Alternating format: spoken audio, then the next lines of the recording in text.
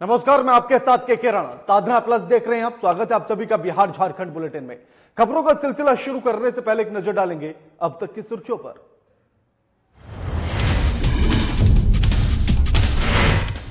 Lockdown में फंसे मजदूरों की घर वापसी पर सियासत शुरू। मजदूरों से वसूले जा रहे किराए को लेकर कांग्रेस ने केंद्र सरकार को लिया आड़े हाथ। कांग्रेस ने किया रेलवे किराया देने का ऐलान। कोरोना वायरस को लेकर रोहतास जिले से आई अच्छी खबर। जिले में 12 लोगों ने जीती कोरोना से जंग। जिले में अब तक कुल 56 मरीजों में से 34 मरीज जीत चुके हैं कोरोना से जंग। लॉकडाउन में फंसे मजदूरों की घर वापसी जारी। गुजरात के सूरत से 1177 मजदूरों को लेकर जसीडीह स्टेशन पहुंची ट्रेन। सभी मजदूरों को बसों में भेजा गया घर। सोशल डिस्टेंसिंग का पालन करने का दिया निर्देश।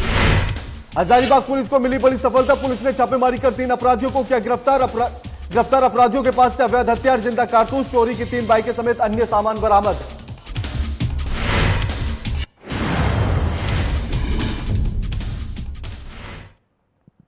बड़ी खबर के साथ बुलेटिन की शुरुआत करेंगे। इस वक्त की बड़ी खबर पटना से आ रही है, उसका रुख करेंगे। आपको बता दें पटना से इस वक्त की बड़ी खबर। बिहार में पत्रकारों की कराई जाएगी कोरोना जांच। स्वास्थ्य मंत्री मंगल पांडे ने दिया है आदेश। ट्वीट कर मंत्री ने पीएमसीएच को आवश्यक दिशा निर्देश दिए हैं। पहले पटना के पत्रकारों का कराया जाएगा टेस्ट। यह बात पीएमसीएच के अधीक्षक ने कही है। आपको बता दें कि बिहार में स्वास्थ्य मंत्री मंगल पांडे ने आदेश दे दिया है कि बिहार के सभी पत्रकारों की कोरोना जांच कराई जाएगी। इस खबर पर हमारे साथ हमारे वरिष्ठ संवाददाता अजय कुमार फोनलाइन पर जुड़ गए हैं। अजय, बिहार के स्वास्थ्य मंत्री मंगल पांडे ने आदेश दे दिए हैं कि सभी पत्रकारों की कोरोना जांच कराई जाए। क्या कुछ पूरी जानकारी है अजय? देखिए, जो बिहार के स्वास्थ्य मंत्री हैं मंगल पांडे, उन्होंने कहा है कि जो पत्रकार बंधु हैं वो सोमवार से पीएमसीएच में अपना कोरोना का जांच करवा सकते हैं। इसके लिए वहां पे आवश्यक जो दिशा निर्देश है वो दे दिए गए हैं। लेकिन इसकी भूमिका में बता दें कि इससे पहले बहुत सारे पत्रकारों ने ये कहा था, उनसे मांग भी की थी, चाहे वो फोन पे हो चाहे जैसे भी है, कि बिहार के जो पत्रकार हैं बाकी राज्यों के पत्रकारों जैसे मुंबई और दिल्ली में पत्रकारों का कोरोना टेस्ट कराया गया है, उस तरह से भी कराया जाना चाहिए। क्योंकि अगर नहीं करा रहे हैं तो इसका मतलब आप हमें कोरोना के फ्रंट वॉरियर्स नहीं मानते हैं। और क्योंकि हम लोग भी लोगों से जाकर के मिलते हैं और बाइट लाने के लिए चाहे घर में बाहर निकलना पड़ता है और उसके बाद घर जाते हैं, तो एक संक्रमण का खतरा बना रहता है। तो अगर जांच हो जाएगी तो हमें संतुष्टि भी मिलेगी। हालांकि अभी तक बिहार में कोई ऐसा पत्रकार नहीं है जिसको लाक्षणिक रूप से या सिम्प्टोमेटिक रूप से किसी कोरोना के टेस्ट की आवश्यकता पड़ी हो। लेकिन बिहार के एक जिले सीतामढ़ी में वहां के डीएम ने अपने ढंग से प्रयास करके जो है कुछ पत्रकारों का कोरोना टेस्ट कराया था। आखिर अजय, किस तरह से प्लानिंग की जा रही है, किस तरह से ताकि भीड़ को नियंत्रित किया जा सके अस्पताल के अंदर, आखिर उसको लेकर किस प्रकार से रणनीति बनाई गई है? कि क्या मीडिया कार्ड दिखाने से जांच हो जाएगी या कुछ अन्य तरीके की रणनीति? जी नहीं, उसके लिए जो पीएमसीएच प्रशासन को आदेश दिए गए हैं उसका या दिशा निर्देश दिए गए हैं, ज्यादा बेहतर शब्द होगा, कि वो उसके अनुसार जो है आप जो है कोरोना का टेस्ट कराना चाहते हैं तो पीएमसीएच में आप जाकर के वहाँ जो एक स्पेशल सेंटर बना होगा, उसमें जाकर के अपना सैंपल दे सकते हैं और सैंपलिंग के लिए कोई भीड़ भाड़ नहीं होगी। ऐसा नहीं होगा कि सारे पत्रकार एक ही साथ उठ के चले आएंगे, जाहिर सी बात है। तो जैसे जैसे लोग आएंगे एक पाली वाइज जो बना दी जाएगी, उस पारी में सोशल डिस्टेंसिंग का ख्याल रखते हुए लोग वहाँ पे जाएंगे और जाकर के अपना कोरोना टेस्ट का सैंपल दे देंगे। उसके बाद उसकी जांच आएगी जिसकी रिपोर्ट जो है शेयर कर दी जाएगी। अभी तक तो यही दिशा निर्देश दिए गए हैं। राणा, बिल्कुल शुक्रिया अजय आपका हमारे साथ तमाम बातचीत करने के लिए और जानकारी साझा करने के लिए।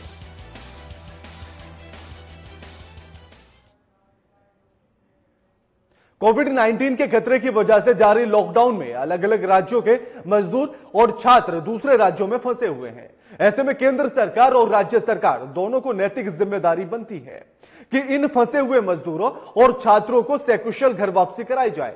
मुसीबत के समय में चलाई जा रही ट्रेनों के किराए को लेकर राजनीति शुरू हो चुकी है। वहीं लॉकडाउन में फंसे मजदूरों के उनके राज्य वापसी पर रेल का किराया कांग्रेस ने देने की घोषणा भी कर दी है। ट्रेन के किराए को लेकर हो रही किचकिच पर देखिए हमारी एक खास रिपोर्ट।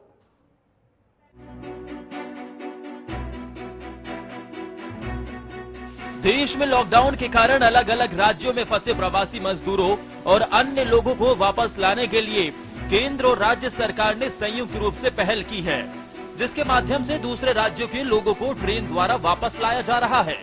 लेकिन इसी दौरान एक मुद्दे को लेकर राजनीतिक दलों के बीच तू में शुरू हो गई है, जो अभी भी जारी है। रेलवे ने वापस आ रहे मजदूरों से ट्रेन का भाड़ा लिया है, जिसको लेकर सभी राजनीतिक दल एक दूसरे के ऊपर कीचड़ उछाल रही हैं। इसी बीच कांग्रेस प्रमुख सोनिया गांधी ने इस बात की घोषणा की है कि कांग्रेस की घोषणा के मुताबिक देश के अलग अलग राज्यों से लौट रहे मजदूरों का भाड़ा कांग्रेस पार्टी वहन करेगी।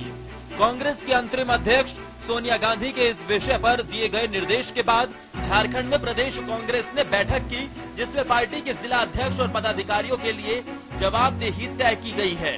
सोनिया गांधी के इस संबंध में दिए गए निर्देश के बाद झारखंड कांग्रेस ने निर्णय लिया है कि इसके लिए पार्टी हेल्पलाइन नंबर जारी करेगी।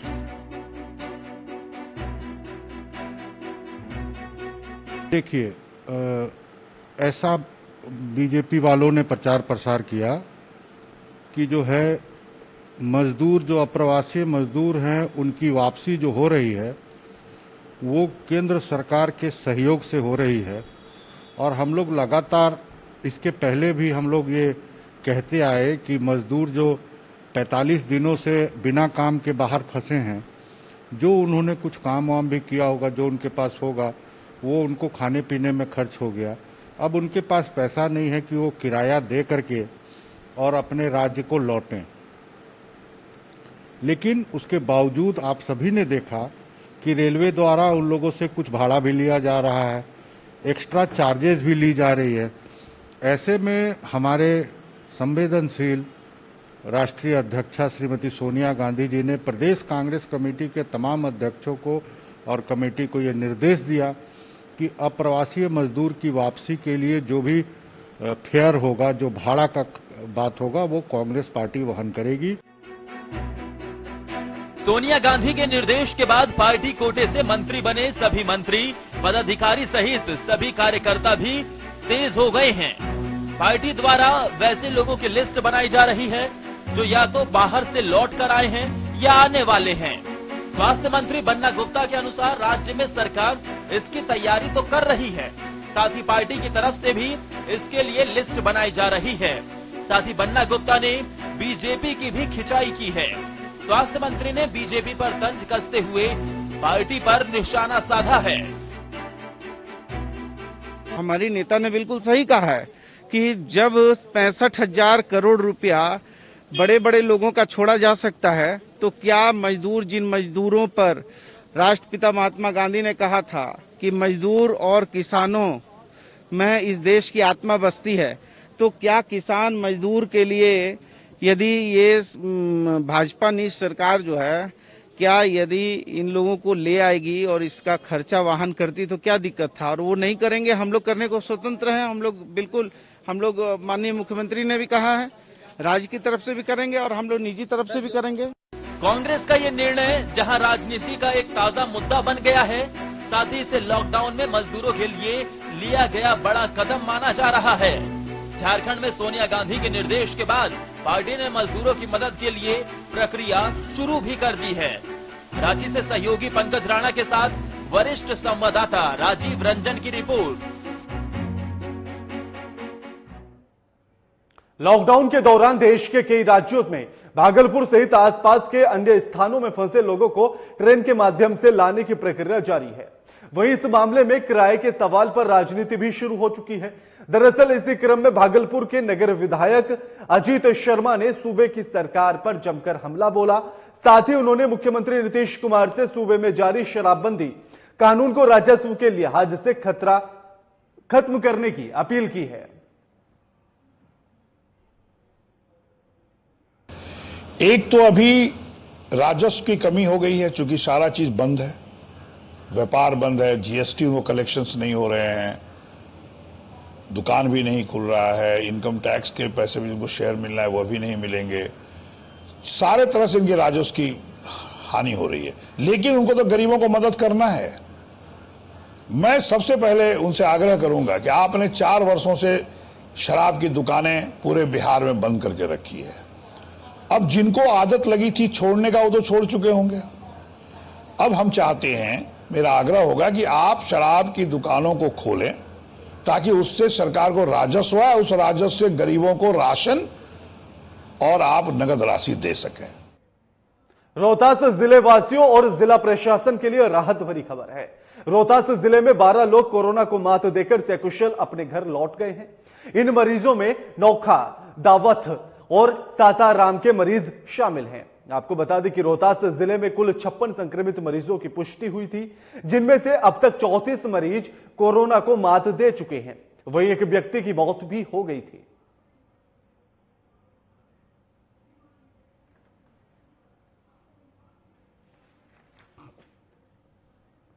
गढ़वा जिला आज अनंततः कोरोना मुक्त हो चुका है।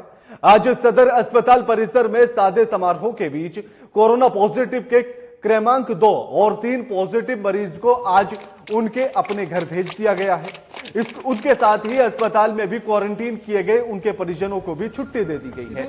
डीसी गढ़वा हर्ष मंगला सहित जिले के सभी अधिकारी सदर अस्पताल पहुंचे। कोरोना से जिंदगी की जंग लड़ चुके 2 बच्चों को कैरम, लूडो एवं टॉफी देकर सम्मानित किया गया। डीसी ने बताया है कि हमारे यहां 3 कोरोना पॉजिटिव मरीज थे, जिनमें क्रमांक 1 को दूसरी बीमारी का इलाज भी रांची में चल रहा है, जबकि 2 और तीसरे को आज निगेटिव होने पर सदर अस्पताल ने छुट्टी दे दी। वहीं चैंबर के अध्यक्ष एवं जेएमएम नेता कंचन साहू की ओर से गाजे बाजे के साथ सभी को उनके घर तक एम्बुलेंस के माध्यम से पहुंचाया गया।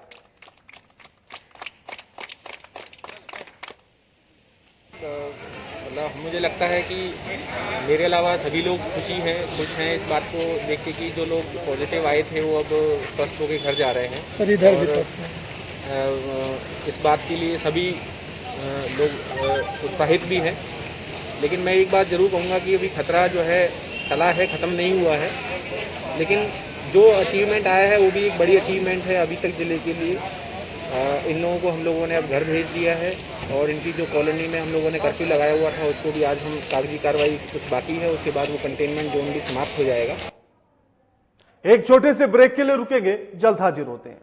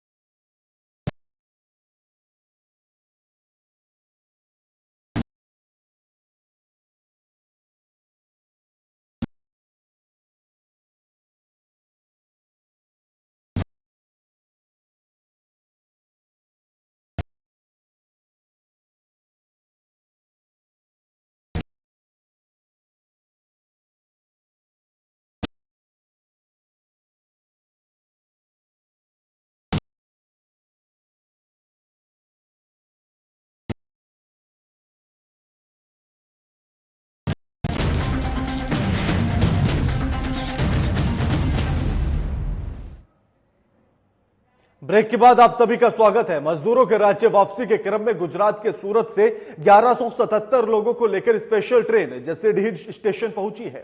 आपको बता दें कि जिला प्रशासन को दी गई जानकारी के मुताबिक गढ़वा, पलामू और साहिबगंज के श्रमिकों के आने की सूचना दी गई थी, लेकिन इसमें 80% मजदूर गिरिडीह के थे और बाकी देवघर और अन्य जिलों के। लेकिन इसमें गढ़वा, पलामू और साहिबगंज जिले के यात्री शामिल नहीं थे। इस मौके पर देवघर डीडीसी शैलेंद्र कुमार लाल ने बताया है कि थोड़ी शुरू में दिक्कतें हुई, लेकिन सभी को मैनेज करके बसों के माध्यम से उनको उनके घर तक पहुंचाया गया है।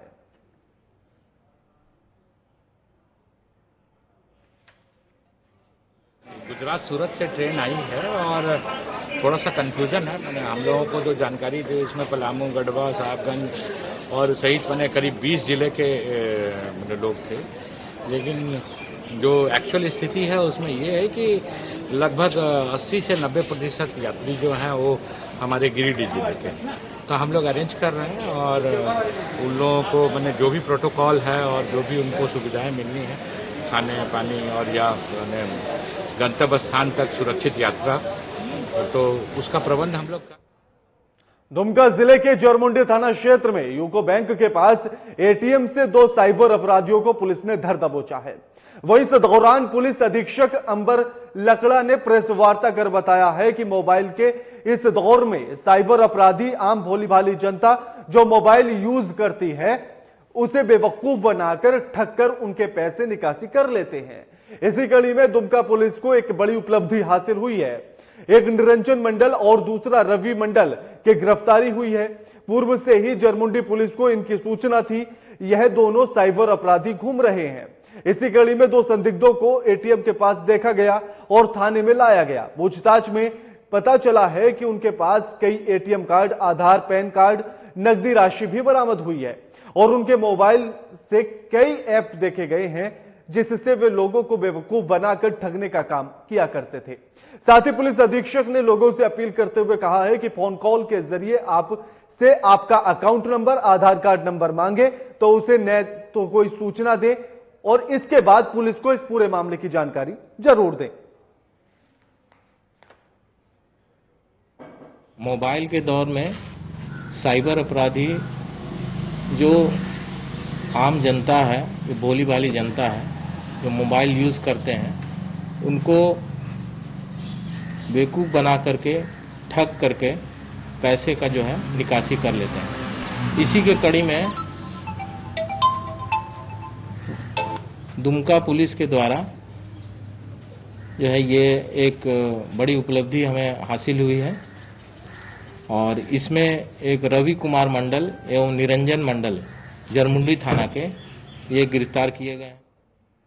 कोरोना रूपी महामारी से पूरा देश लॉकडाउन की स्थिति में है, जिसके कारण सभी दुकानें बंद पड़ी हुई हैं। लेकिन इसी बीच बिहार के गोपालगंज जिला प्रशासन ने राज्य सरकार के आदेश के अनुसार जिले के कुछ दुकानों को एक सप्ताह में 3 दिन सुबह 10 बजे से लेकर दोपहर 2 बजे तक खोलने की इजाजत दे दी है। हालांकि आवश्यक सामग्री की दुकानें जैसे पहले चलती थी वैसे ही खुली रहेंगी, उनमें कोई भी परिवर्तन नहीं किया गया है। लॉकडाउन में जिला प्रशासन के छूट के बाद कैसा रहा हालात, इसका जायजा लिया है हमारे गोपालगंज संवाददाता शैलेंद्र कुमार श्रीवास्तव ने। कोरोना रूपी महामारी से पूरा देश लॉकडाउन पे चल रहा था। लॉकडाउन से आर्थिक जो स्थिति, लोगों की दुकान सब बंद पड़ी हुई थी। हालांकि बिहार सरकार के आदेश के बाद से जो गोपालगंज जिला प्रशासन है उसने एक आदेश निकाला है जिसमें कुछ दुकानें हैं जो कि हफ्ते में 3 दिन खोला जाएगा, उसका भी समय निर्धारित किया गया है। उसी अनुसार दुकान खुलेगी। आप मेरे पीछे देख सकते हैं कि जिला के कुचायकोट थाना क्षेत्र अंतर्गत ये कुचायकोट मार्केट में प्रिंस इलेक्ट्रिकल्स का दुकान है, जहाँ पे पंखा, फ्रिज और तमाम तरह के इलेक्ट्रिकल्स गुड्स की बिक्री यहाँ पे की जाती है। जो कि यहाँ के जो ऑनर हैं और जो अपने कार्यकर्ता हैं उनके साथ आए हुए हैं और उनकी साफ सफाई कर रहे हैं। चूंकि जो आदेश निकला है उसका पहला दिन ये है और जो साफ सफाई कर रहे हैं, इनसे जब बात की गई तो उन्होंने बताया कि चूंकि अभी लोगों को मालूम, बहुत कम लोगों को मालूम है कि आज से दुकान खुल रहा है और हफ्ते में 3 दिन दुकान खुलेगा, तो ग्राहक तो नहीं आ रहे हैं, लेकिन अपना मैं दुकान का साफ सफाई कर रहा हूँ और जो भी सरकार का आदेश है सोशल डिस्टेंसिंग का पालन करना, जितना भी आदेश सरकार का है वो सराहनीय है, उसको हम लोग निश्चित ही पालन करते हुए अपने हम लोग व्यवसाय को करेंगे। क्योंकि सरकार चाहे केंद्र सरकार हो राज्य सरकार हो हमारे लिए हित की बात कर रही है।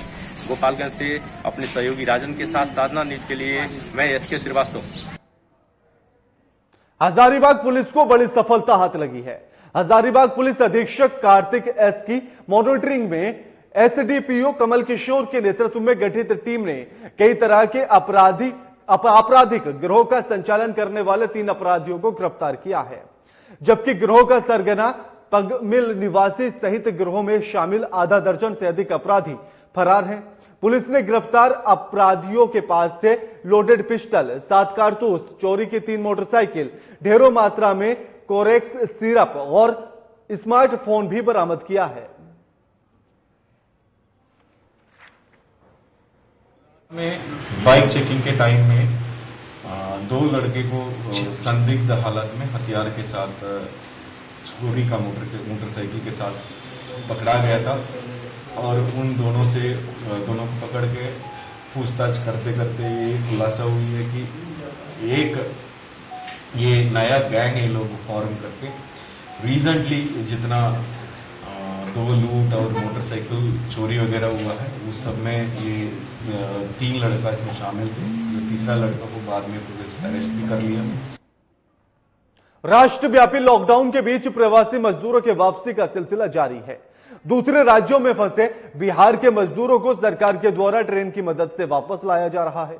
लॉकडाउन के बीच पहली बार यात्री ट्रेन से आरा स्टेशन पहुंचे। वहीं इस दौरान रेल परिसर में पूरी तरह से छावनी में तब्दील कर दिया गया और आने जाने वाले हर रास्ते को सील कर दिया गया। हालांकि इस सब के अलावा जिला प्रशासन की तरफ से पहुंचने वाले मजदूरों के लिए खाने और पानी की व्यवस्था भी की गई थी। आपको बताते चले कि कोटा से आरा आने वाली यह पहली ट्रेन थी जो आरा जंक्शन रेलवे स्टेशन पर रुकी है और प्रवासी मजदूरों और छात्रों को लेकर आरा पहुंची है।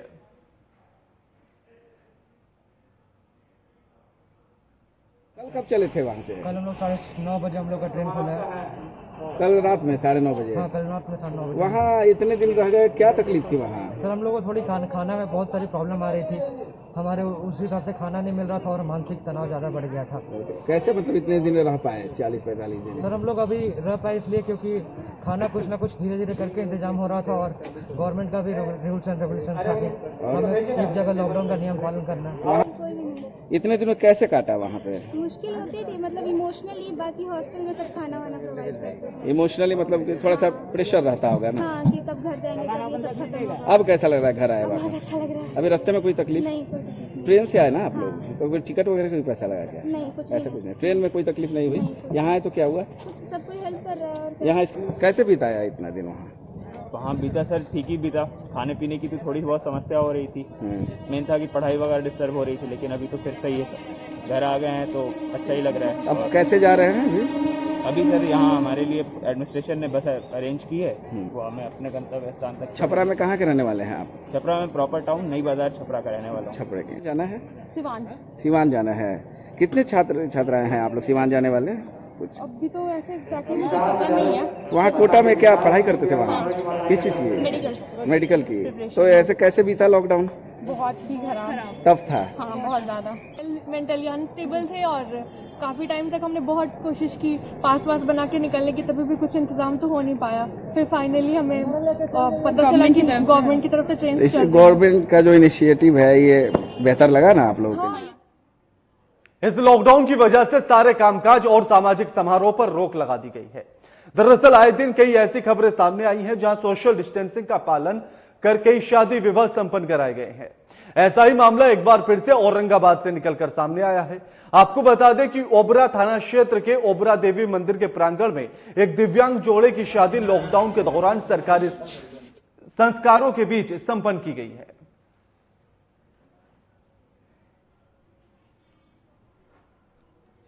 देश में आज लॉकडाउन चल रहा है, उसके बीच आप सोशल डिस्टेंस का पालन करते हुए शादी कर रहे हैं, कैसा लग रहा है? सोशल डिस्टेंसिंग का पालन करते हुए जो शादी कर बहुत ही अच्छा लग रहा है और देश को एक संदेश जा रहा है जी कि लॉकडाउन में भी हम लोग शादी कर सकते हैं बिना तीरथ तहेज का। एकदम सादा सादा बेफालतू का जो खर्च है उससे बचत होगी सोशल डिस्टेंसिंग में पूरे भारत के लोग। मौसम के करवट बदलने से आम जीवन अक्सर प्रभावित होता है। नालंदा जिले के बिहार शरीफ प्रखंड के कोसुक गांव में पिछले कई दिनों से लगातार आ रही आंधी पानी के कारण 40 परिवारों के सैकड़ों लोगों का जीवन यापन करना काफी कठिन साबित हो रहा है। आपको बता दें कि 40 महादलित परिवारों के लोग किसी तरह से आंधी पानी में अपनी झोपड़ी को उजड़ने के बाद पुनः निर्माण कार्य को कराने में लगे हुए हैं या कहें कि उनको शरण लिए हुए हैं। साथ ही इस समय लगातार हो रही आंधी पानी ने इनका जीना दुश्वार कर दिया है।